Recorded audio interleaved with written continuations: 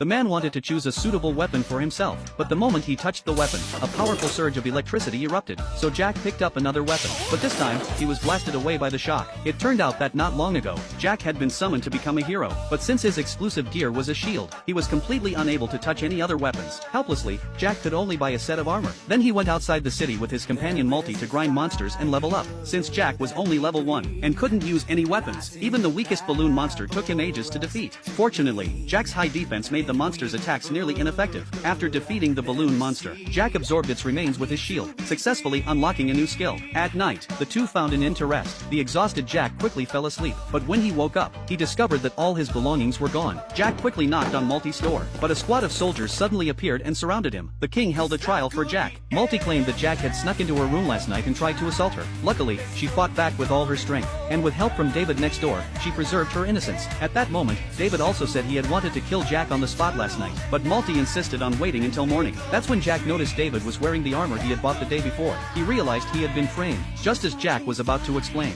the soldiers produced evidence they had found in his room. Now even the other two heroes believed Multi. Even the king declared that Jack's crimes would be made public. Mai, なんでお前そんなこと。俺たち仲間じゃん。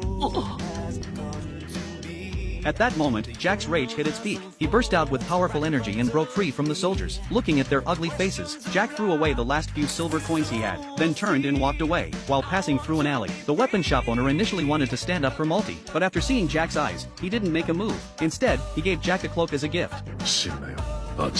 The anguished Jack walked into the wilderness. He sought out monsters to vent his fury. However, his attack power was too weak. After a whole day of fighting, Jack barely managed to reach level 2. Then he found a recycler to sell the balloon monster remains. But the shopkeeper had also heard about Jack's situation. He intended to buy them at a very low price. However, Jack had already anticipated this. He revealed all the monsters hidden under his cloak. The shopkeeper was terrified, and ended up buying the remains at a fair price. Later, while passing through another alley, a group of thugs suddenly surrounded him, demanding protection money. Jack had no intention of getting entangled with them. He simply pulled out a balloon monster and smashed it at them. The thugs, sensing trouble, prepared to strike back, but Jack's powerful blow interrupted their attack. Seeing Jack's overwhelming strength, the thugs had no choice but to flee in panic. Just then, a man suddenly appeared from a dark corner. 仲間の斡旋なら間に合っている。